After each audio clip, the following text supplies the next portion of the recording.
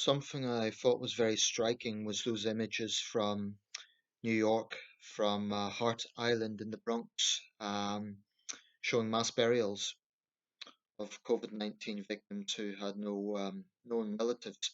Very striking images. I think will be some of the most striking images of this whole pandemic. Situation, as we know, in New York State is really bad.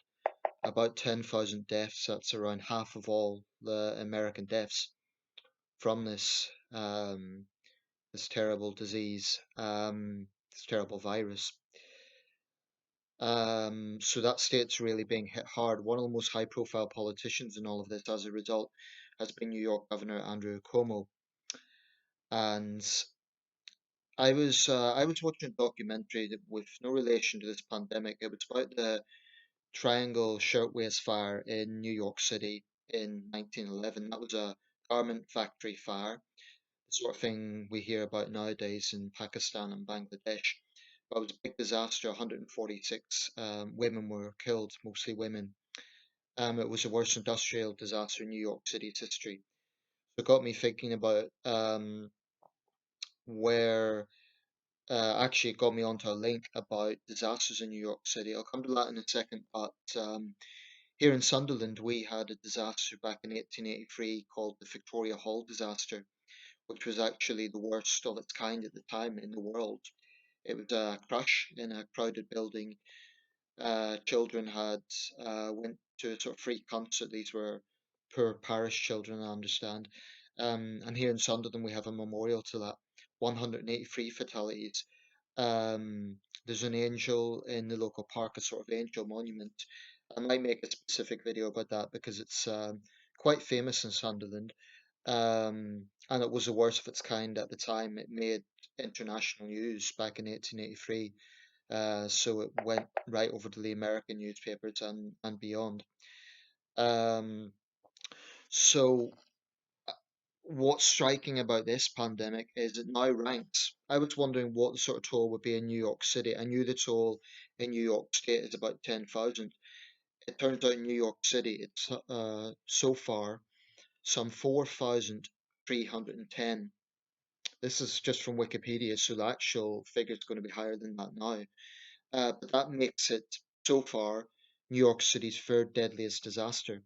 I'm very interested in the history of cities, particularly great world cities like New York City, and that really is striking. New York City's third worst disaster. If you're wondering, September the 11th ranks as fifth. I do think, though, it has to be said there are some differences with 9/11. I think the psychological impact of the September 11th attacks is different from a pandemic insofar as this is kind of a daily death toll, it's a daily crisis rather than a sort of instantaneous situation. And whilst I do blame the Chinese government for the spread of this pandemic, it does differ insofar as it is a virus, whereas September 11th was all obviously, unless you get into the conspiracy theories, it was a terrorist attack. Um, and I don't think anything will change those horrifying images of the planes going into the Twin Towers and the buildings collapsing. You know, that was something that seared its way into the psyche of this millennial generation.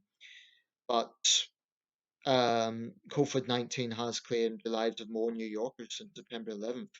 And that is quite a thought. And we're talking about a period of about a month. So it's not over a very protracted period. We're not talking like a few years. We're talking just a month. So that is striking. So this is a list from Wikipedia. And according to this, New York City's deadliest disaster, although the term here is a bit abstract, it was the peak year of the HIV AIDS pandemic, which of course is ongoing, which was 1994, 7,102 deaths in New York City. Now, that's the figure for the whole year, so I'm not sure if that should be taken as a disaster in of itself because it was ongoing, it's still ongoing. Um, that just happens to have been the peak year. That's number one. That was the deadliest event in inverted commas in New York City's history. Second was the cholera pandemic of 1848, which was part of the second cholera pandemic. In that year, some 5,071 New Yorkers died. So that's New York City's second worst disaster. The way COVID-19 is going, that could even surpass it. COVID-19 now ranks as third. 4,310 New Yorkers have died. Then the pandemic, the cholera pandemic of 1832, which actually first hit the UK in this city in Sunderland. We had hundreds of deaths from that pandemic. In New York City, the 1832 cholera pandemic killed 3,500 people. After September 11th, then we get into the cholera pandemic of 1854, which was part of the third cholera pandemic, 2,509 deaths. And after that, there's other pandemics and diseases such as the yellow fever outbreaks of 1795 and 1702. But the worst accident in New York City's history is actually the General Slocum disaster of 1904. That was a steamboat built in Brooklyn. Some 1,021 people died when there was a fire on board the General Slocum, and it's quite famous. It's been referenced in literature numerous times. Heat wave in 1972 left some 891 dead.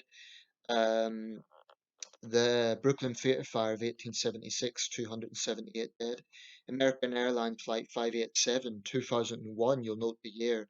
That was a famous Queen's plane crash, which really horrified New Yorkers because they thought it was another attack initially, but it was an accident, albeit a very deadly one.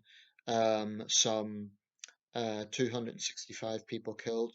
TWA Flight 800, 1996, 230 deaths. So a lot of these are aviation accidents. The Triangle Shirtwaist Factory Fire, which I mentioned, 1911, 146 deaths. The Great Blizzard of 1888, 200 deaths. Um, and then there's a battle, the Battle of Fort Washington in 1776 during the Revolutionary War. Um, and that cost some 143 deaths. Now, the New York draft riots is quite far down the list. Officially, 120 deaths in 1863, made famous, of course, by the film gangs of New York. The true toll is probably higher. Officially, there was 120 killed, 2,000 injured. It was the worst civil insurrection in New York City's history, even worse than any modern race riots. But the true toll is probably a lot higher because a lot of bodies simply wouldn't have been counted. Um, I may make a similar video to this covering London's worst disasters and how COVID-19 compares to that. I don't know what the figure for London is for coronavirus deaths. It's certainly the highest in the country, but that figures it's got the biggest population. The last time I checked, it was over 1,600. That's just in London, so it wouldn't surprise me if it's pretty high. Um, so that's interesting. But New York is now one of the most impacted places in the world. New York State has had the same number of deaths, roughly, as a whole of the United Kingdom. So that is saying something.